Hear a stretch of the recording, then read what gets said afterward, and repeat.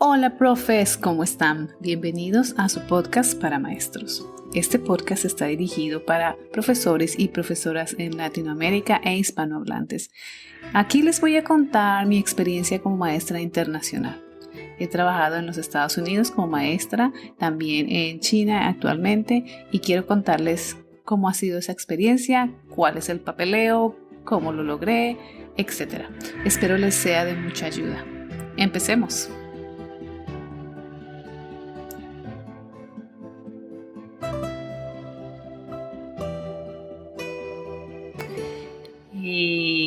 Hoy les dije que les iba a contar, los primeros pasos de la experiencia en los Estados Unidos como maestra.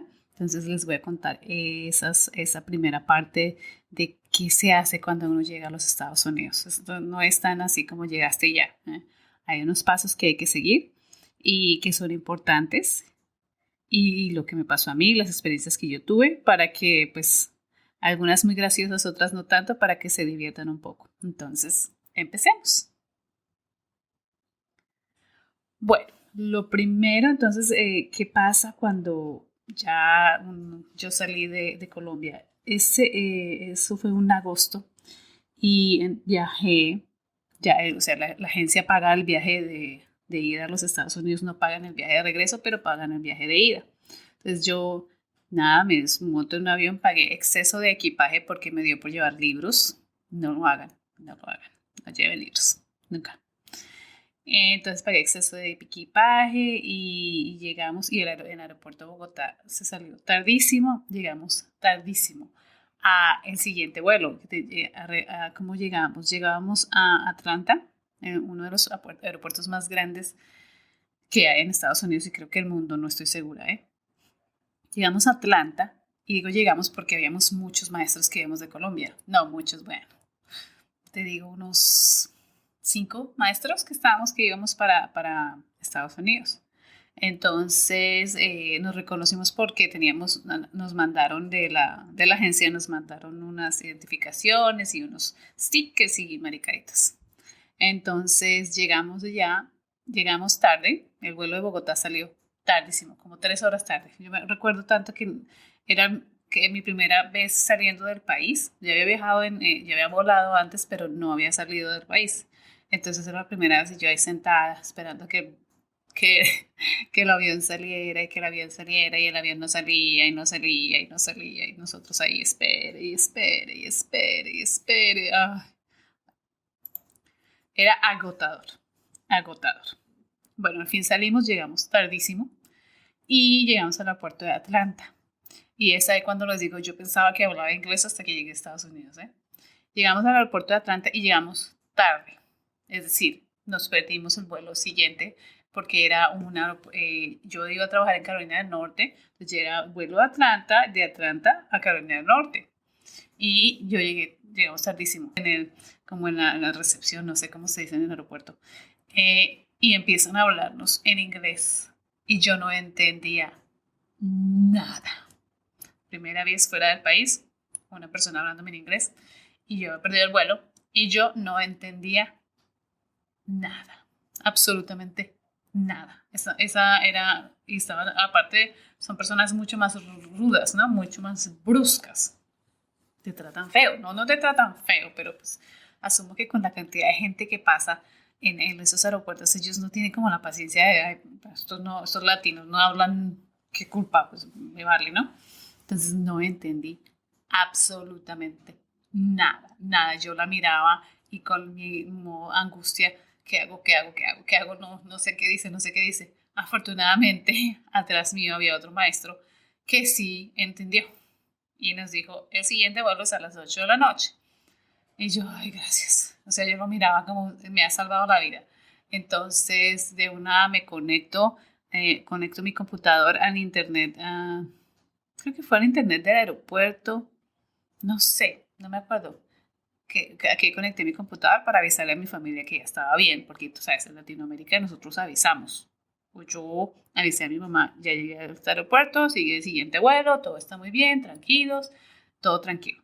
Entonces, bueno, esperamos, llegamos al siguiente vuelo y la agencia nos recibe en el aeropuerto de Raleigh y nos ubiquen en un hotel. Entonces los primeros 3 días te ubican en un hotel. Y esos 3 días son de capacitación, de aprender, de firmar documentos, de hacer mil cosas, son súper, súper caóticos. Tú no puedes ir a disfrutar mucho, realmente estás todo el tiempo en el hotel, en un seminario, en una conferencia, aquí firmando documentos, aquí haciendo, todo el tiempo estás ocupado. Pero pues estás tranquilo porque llevan 3 días. O sea, son 3 días de no preocuparse dónde vas a dormir. Entonces, ¿qué pasa? Que tú llegas y tú no tienes dónde dormir. O sea, después de que se pasan los 3 días del hotel, no hay dónde dormir. Entonces ahí empieza la odisea cuando llegas a los Estados Unidos. La primera parte, aparte de firmar documentos, en la parte de firmar documentos nos cuentan cuál va a ser nuestro banco. Nos han abierto una cuenta bancaria y gracias al universo o a Dios o a todo lo que sea, nos prestaron $2,000. Yo llegaba con $600 a Estados Unidos, o sea, no es nada, porque un arriendo valía 500. Entonces ellos nos prestan $2,000 que los vamos pagando mensualmente, con intereses, etcétera, pero, no mentiras, no tienen intereses, sin intereses. Entonces llegamos y nos prestan esos $2,000 que son una salvación. Entonces nos ponen esos $2,000 en nuestra cuenta bancaria. Luego nos hacen un test de conducción, que no es el test de conducción para la licencia, pero es un test de conducción para verificar que sí sabemos conducir. Imagínense, yo en Bogotá no conducía, ¿ok? Eso no se necesita con ese tráfico.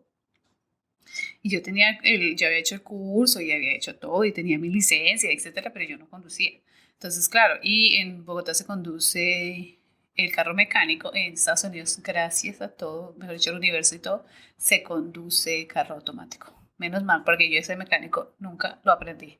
Me dieron la licencia en un tamal. Eso nunca supe cómo manejar ese carro. Y lo hice 2 veces el curso ese. En fin.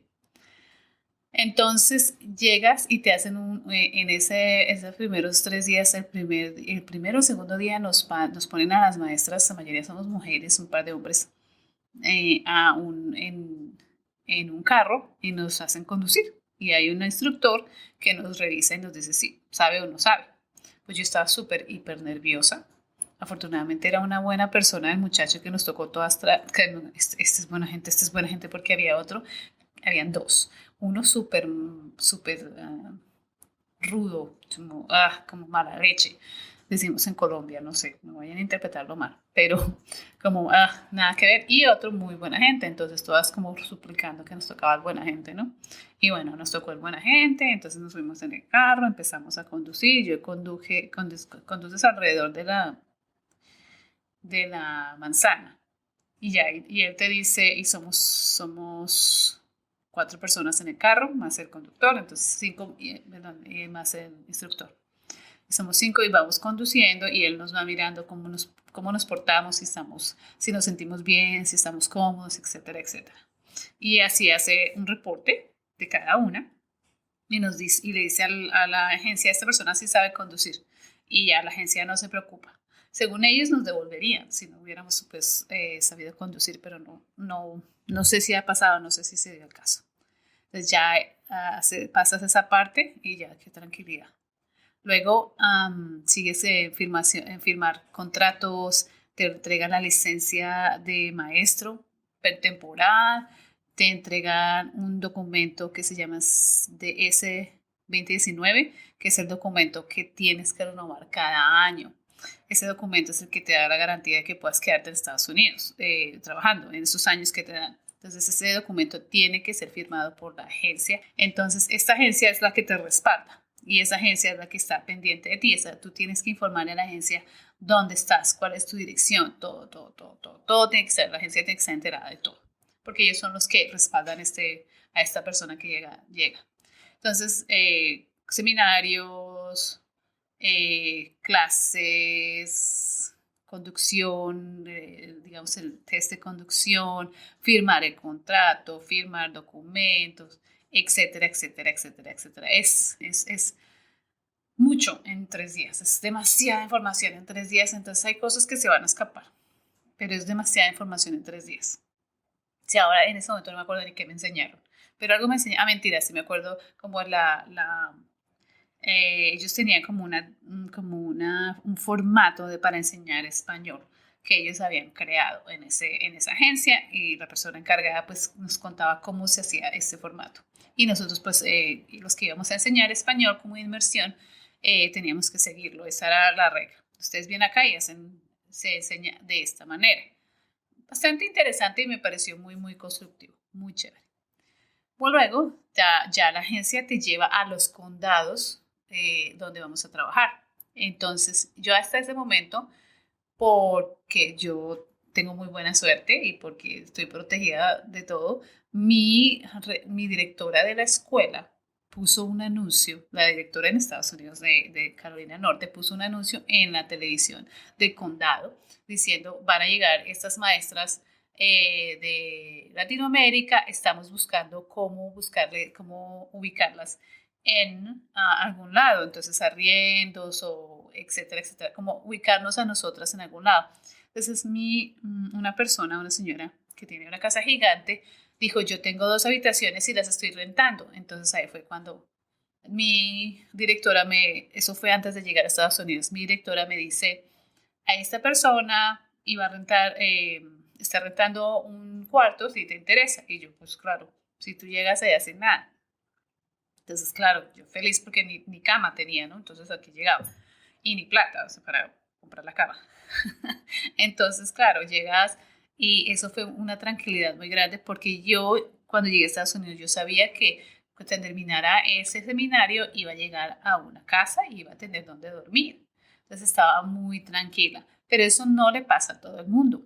Muchas personas, esa es la primera vez que llegan, no tienen dónde dormir y como no has, digamos, si no has estado anteriormente en Estados Unidos, no tienes un crédito, no tienes una historia crediticia, que allá todo lo basan en historia crediticia, entonces no tienes nada, entonces si llegas allá y te encuentras con que no tienes nada y que es difícil rentar a veces, depende del condado, son muchas variables.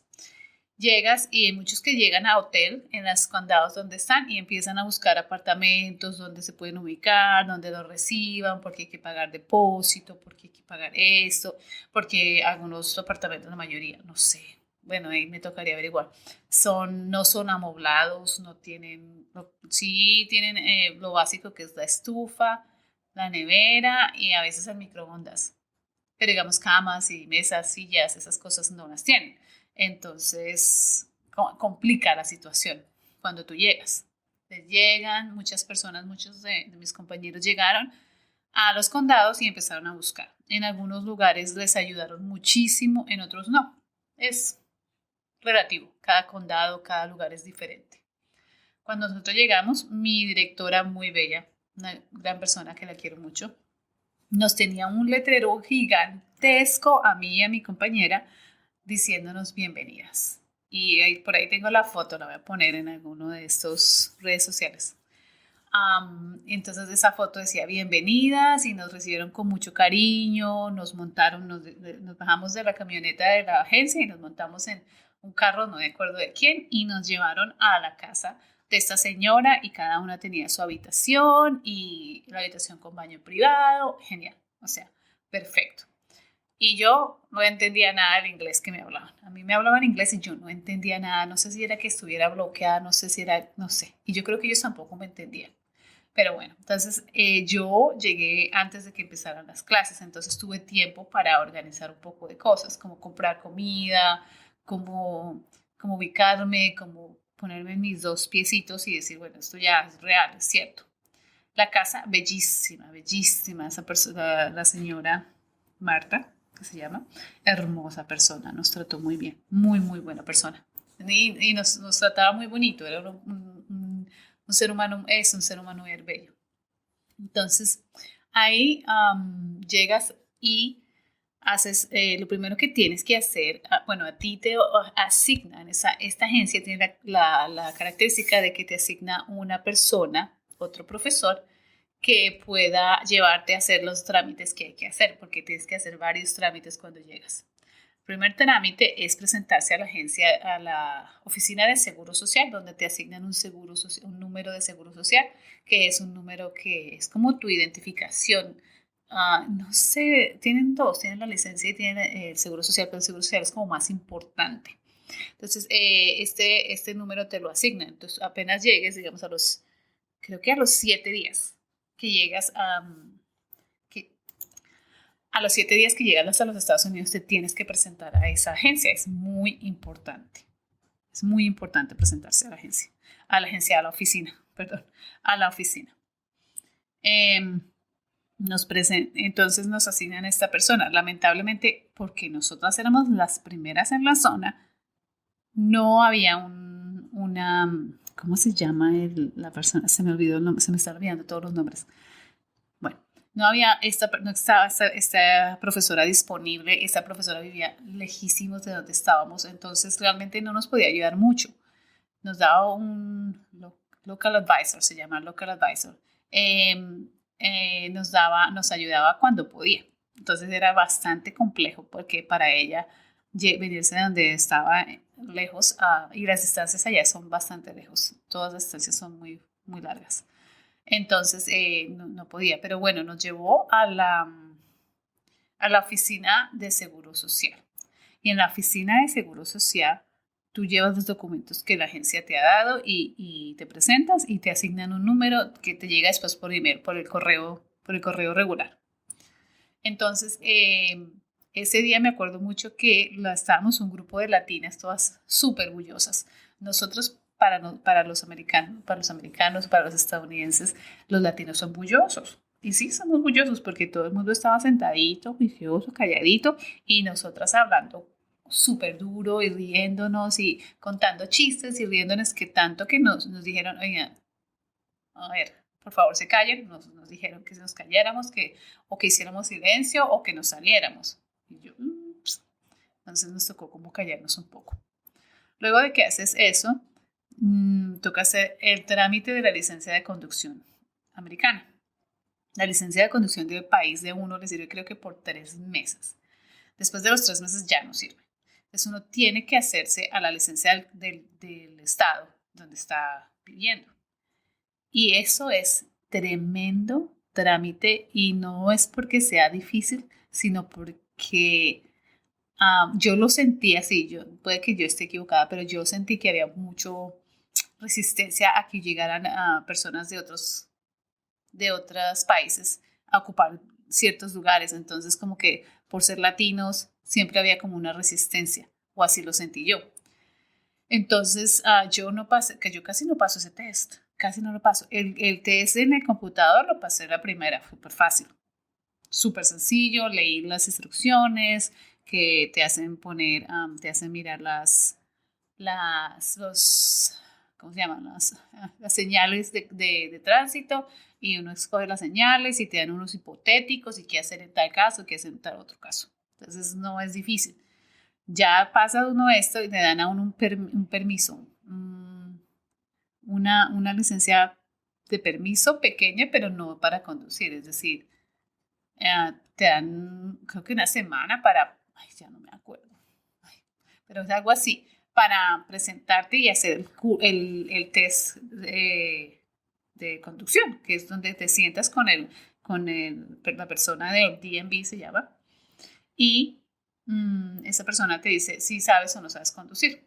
Las primeras veces, la primera vez, la primera vez que me presenté, cuando fui a hacer, como retroceder, me dijo el señor así furioso, de un genio, me dijo, no pasa, no alcancé a retroceder el carro cuando me dijo que ya no pasaba. Y creo que fue porque yo no miré para atrás o porque yo no puse el brazo en la parte, mi brazo en la silla para equilibrarme o para mirar para atrás y revisar que no hubiera problema, que no sé qué. Entonces me dijo, no pasa, ya, no. Entonces nos dijeron, no, en tal zona, en tal condado hay un DMV que es mucho más tranquilo, que va mucha menos gente porque no se presentan allá. Y pues conducimos una hora con la señora con la que yo vivía, que me llevó hasta allá porque yo no tenía carro. Yo no tenía carro. O sea, a mí me tenían que llevar a todo lado y allá las distancias son largas. Yo no tenía carro. Entonces fuimos a este condado. Yo no tuve problema, nada. Era una señora blanca, bastante rubia y de un genio que se veía que estaba, o sea, le molestaba. Entonces cuando me subí, conduje todo muy bien, hice todo lo que tenían que hacer para pasar el test, hasta se llama 3-point turn, cuando te retrocedes, avanzas para devolverte en un carril pequeño. Y me dijo, no, no pasa. Y yo, ¿qué? Pero si todo lo hice bien, no pasa. Entonces yo la miré y la señora con la que iba dijo, ¿pero por qué? Porque frena muy duro. Eso fue lo que dijo. Porque frena muy duro. Y no pasé. Esa fue la segunda vez. La tercera vez, ¿por qué fue que no pasé? Ya no me acuerdo. No debió ser significativa. El mismo señor que creo que era el mismo señor que me había hecho retroceder. Algo pasó. Honestamente ya no me acuerdo la tercera vez. Y la cuarta vez, por fin, me vuelvo y me presento. Yo ya iba con un grupo, o sea, yo ya iba súper nerviosa. Pero esto le pasa a todo el mundo, no solo me pasaba a mí, sino a muchas personas les pasaba. A algunos no les pasó tantas veces como a mí, 2 veces, 3 veces, pero no, a mí me pasó 4. Y llego y me presento y encontré un latino. Qué maravilla, un puertorriqueño, si no estoy mal. Puertorriqueño creo que es. Y ya con la afinidad de la cultura fue más fácil. El idioma y la cultura. Entonces me senté en el carro, empecé a conducir, él empezó a hablar, yo empecé como a hacer una conversación muy pequeña y el señor muy tranquilo, muy, muy, muy chévere. Y hice todo mi recorrido. No es que me estuviera pasando, no me regaló nada, pero era más empático, ¿eh? Y por fin pasé, por fin pasé. En la escuela donde yo trabajaba casi que hacen una fiesta y celebran, porque es que hasta que yo no pasara no podía tener carro. O sí podía tener carro, yo hubiera podido comprar el carro antes, pero no lo había comprado. ¿Por qué no lo había comprado? Porque para tener carro hay que tener crédito, ¿no? Entonces ahí empieza el problema. Y tener el primer salario, etc. Entonces eso fue la odisea para mí pasar ese test. Luego de que por fin pasó el test, ya hice el trámite ya tenía casa, entonces ya tenía donde vivir, tenía el trámite de la licencia de conducción, tenía el trámite del seguro social, tenía un banco donde me iban a consignar mi cuenta, mi salario, ya tenía todo, casi todo, me faltaba el carro. Entonces, mis amigos que vivían en Charlotte, los que tenían el instituto de inglés que les había contado, que se iban a Estados Unidos, pues ellos estaban todavía allá y vivían en Charlotte. Charlotte era a 5 horas de donde yo vivía. Entonces nos fuimos un grupo de profes, todas juntas, a Charlotte a comprar el carro porque resulta que había una colombiana que vendía carros mucho más baratos, mucho más fáciles, mucho más asequibles para nosotros los latinos. Como siempre, siempre hay alguien allá. Entonces, claro, todos nos fuimos allá y a comprar los carros. Entonces, ella nos ofrecía los carros. Yo de carros no sé nada, nada. Entonces, yo llamé a mis amigos, les pedí, ¿qué hacemos? ¿Qué hago? Ayúdenme. Y ellos me recogieron, más divinos, son una gran persona. Todos los son hermosos. Ellos me recogen y vamos al sitio de esta colombiana, compramos 2 carros, compramos entre comillas, nos endeudamos porque yo no tenía dinero. Entonces ella dice, no te preocupes por el dinero ahorita, te vamos a hacer este trámite, tú llevas ese trámite al banco y el banco compra el crédito y tú le pagas al banco. El banco me paga a mí y yo le pago al banco. Entonces era un carro de segunda, normal, se compran allá, es normal que se compre carros de segunda. Tenía harto kilometraje, pero el carro era un Honda, y esos carros allá tienen la fama de ser buenísimos, que duran por eternidades, y realmente fue muy bueno, el carro funcionó mucho, mucho tiempo. Compro el carro y ya empiezo a conducir ya como más regular, pero claro, yo estaba muy nerviosa todavía, porque pues la experiencia se necesita, entonces yo estaba nerviosa, yo conducía como precavida, como con tranquilidad, y entramos a Charlotte a esas highways que son a toda, que esos se van carros, pero bueno, todas mis avenidas allá son a toda. Entonces, claro, yo un poco nerviosa, pero bueno, ahí lo logré, llegué a la casa de mis amigos, eso fue yo llegué en agosto y yo estaba comprando el carro como en octubre, más o menos, porque pues quería pues estar segura y porque no tenía así como asesoría, no sabía qué hacer. Entonces llegamos y compramos el carro con varias amigas. Creo que todas compramos carro ese día. Éramos 4, si no estoy mal. Creo que éramos 4. Claro que si uno llega con todo el dinero y va a cualquier lado y dice, tengo todo el dinero para comprar el carro, pues lo compra. Y le consiguen baratos, de todo se consigue allá. Entonces, se me quedó con ellos, noviembre creo que fue, porque me quedó con ellos para Thanksgiving, para la primera celebración de Thanksgiving en Estados Unidos. Thanksgiving es el Día de Acción de Gracias, que no se celebra en Colombia. Entonces, para mí era totalmente nuevo que era eso. Nada, ni idea, pero igual celebramos juntos, pasamos rico, y era la hora mía para regresar al pueblo donde yo trabajaba, porque era un pueblo. Y eran 5 horas de viaje. 5 horas de viaje. Entonces mi amigo, súper lindo, me dice, yo la escolto. Yo la escolto hasta su casa. 5 horas. Y yo, no, tranquilo, no, fresco. Yo la escolto hasta su casa. Nos vamos siguiéndonos con las luces estacionarias y nos vamos. Y, o sea, se tomó el trabajo de irse 5 horas hasta mi casa. Y ese mismo momento que llegó a mi casa se devolvió. O sea, él se gastó 10 horas. Entonces nos fuimos juntos tratando de mantener la velocidad mínima que era 70 millas por hora. Y por el costado así sencillito. Íbamos así, yo lo seguía con los GPS en esa época. Ya no se usan, creo. Pero los GPS grandotes, porque también el día que compré el carro compré el GPS, porque yo no sabía para dónde iba. Yo no sabía nada. Les compré GPS, le puse la voz de Juan Pablo Montoya, corredor de autos, porque me parecía gracioso. Entonces nos fuimos. Empezamos en una de esas, yo doy como que no freno a tiempo y casi que me estrello con un puente. Y mi amigo para y me dice, ¿estás bien? ¿Estás bien? ¿Estás bien? Yo no estoy bien, tranquilo. Respira, respira. Y sigamos. Y seguimos y ya a las 5 horas llegué a la madrugada a mi pueblito y mi amigo llegó conmigo y así como llegó se fue. Y me dijo, ya la dejé aquí sana y salva, se devolvió solito. Una maravilla. O sea, eso lo hacen solo los verdaderos amigos. Solo los verdaderos amigos. Y estoy muy agradecida. Es un gesto que jamás se me va a olvidar.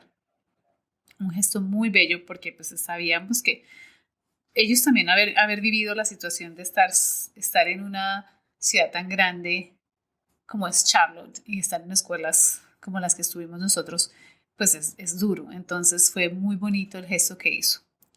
Y de verdad que yo, o sea, súper agradecida por ese gesto de acompañarme 5 horas manejando, él en su carro, yo en el mío. Y ya tuve mi carro y estando en el pueblo, pues ya no tenía que conducir distancias largas ni estar en las highways mucho tiempo ni nada. O sea, no, nada, yo vivía a 10 minutos de la escuela en carro. Entonces ya podía yo ir a comprar mi propio mercado, ya podía ya podía tener mi independencia que tanto amo y me encanta ser independiente. Entonces esa independencia que me estaba haciendo falta, ya la tenía.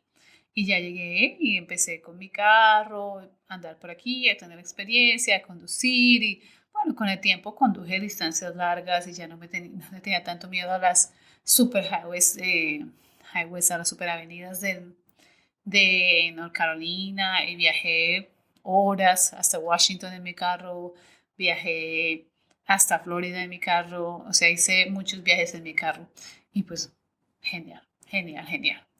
Luego de que, bueno, ya tenía mi carro, tenía que nos habían recomendado que pasáramos nuestra cuenta bancaria a la cuenta bancaria de un banco que se llama Credit Union, que era como un banco como del Estado y como que daba más beneficios, menos intereses para los créditos, etcétera, etcétera. Entonces ellos yo pasé todo mi dinero a ese banco. Y ese banco asumió el crédito, o sea, ese banco me dio el crédito del carro y también me dieron una tarjeta de crédito, entonces ya ahí ya estaba tranquila. Tenía carro, tenía todos los documentos de regla, tenía todo súper y ya podía como concentrarme en lo demás, porque eso son cosas que quitan energía y ah, quitan paz, porque tienes que hacer una serie de cosas que tienes que hacer y se me escaparán algunas. Si algún profe que haya estado y ha vivido la experiencia puede recordarme algunas de las cosas que puede que se me estén escapando en este momento. Pero sí que te quita un poco de peso tener el carro, porque es que no te puedes mover en esos pueblos donde yo vivía y en las zonas donde yo vivía. No te puedes mover si no tienes carro, es que no te puedes mover. No puedes, porque las distancias son largas. O sea, para ir a comprarte un litro de leche te toca tomar el carro, así de ese nivel.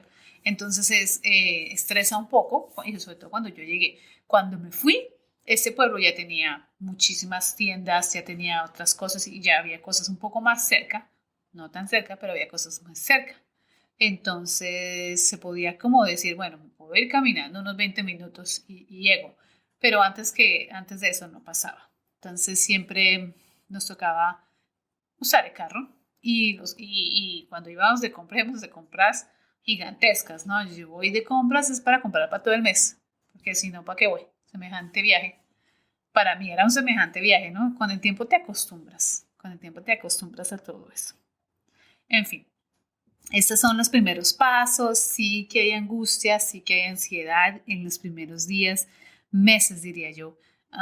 Los primeros meses, vivamos los primeros 3 meses son durísimos. Otra de las cosas que me pareció durísima fue las siglas que usan para todo en las escuelas. Entonces te dan una mano de siglas y ellos hablan con siglas y uno no sabe qué dicen y uno no sabe qué están hablando, que el PIP, que el PIP, que el PIP, que el PIP. Ay, no, una mano de siglas y tú realmente no sabes de qué están hablando. Y el inglés, obvio, porque yo pensaba que entendía y hablaba inglés, pero te llegas y te enfrentas con el nativo que dice las cosas de otra manera y tú quedas perdido. Y los niños también te hablan diferente, ¿no?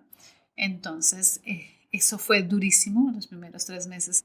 La angustia la angustia de saber dónde vivir no la tuve porque realmente me consiguieron mi casita y viví ahí, que digamos 2 años creo que viví ahí en esa casa y bueno, me acostumbré y estuvo muy bien. Luego la licencia de conducción, cambiarse de banco, el seguro social, el número de seguro social, esas cosas son bastante estresantes y como uno llega y no sabe. Entonces sí te dicen, hay que hacer esto, hay que hacer esto, hay que hacer esto, pero pues tú llegas y estás perdido, porque realmente una cosa es que te digan hay que hacer esto y otra cosa es que te digan cómo. Entonces sí que estresa bastante, bastante. Los estudiantes, la escuela, el nivel de estrés que se viven en las escuelas, eso también me sorprendió mucho. Entonces los primeros 3 meses fueron bastante fuertes en la llegada a los Estados Unidos. A pesar de que estaba muy, muy feliz como de la oportunidad, sí que estaba muy estresada, tenía un estrés así bastante fuerte. Creo que hasta bajé de peso, yo sí creo que hasta bajé de peso. Después empecé a subir, pero yo creo que hasta bajé de peso esos primeros 3 meses. Por ahí tengo una foto que me veo súper flaca. Porque sí es estresante los primeros tiempos. No quiere decir que lo demás no sea estresante, porque sí que viene estrés. Pero esos primeros meses sí, wow, fuerte, fuerte, fuerte. Ahí les dejo esta parte. En el siguiente capítulo les voy a contar algo del choque cultural que tuve en los Estados Unidos, que sí que hay choque cultural. Y las cosas que me parecen importantes que sepan sobre el manejo de grupo de los estudiantes, cómo se manejan estos estudiantes y algunas de las experiencias que viví allí. Entonces nos escuchamos en el siguiente capítulo. Gracias por escucharme. Bueno, profes, hasta aquí va este capítulo. Espero les haya servido mucho, que les haya gustado, les haya encantado, que los haya entretenido, que les sirva la información que les estoy dando. Se pueden comunicar conmigo en mi página de internet www.paramaestros.info. Ahí están mis contactos, mis redes sociales. Pueden llegar ahí, mirar, contactarme, escribirme a mi correo electrónico. Mi correo electrónico es podcast@paramaestros.info. Ahí escríbanme, yo estaré muy pendiente de sus mensajes. Si quieren que les cuente algo nuevo o alguna información que les parezca interesante, que quiera que les comparta con mucho gusto les compartiré. Solo escríbanme y bueno, nos estamos escuchando. Un abrazo fuerte y hasta el próximo capítulo. Chao.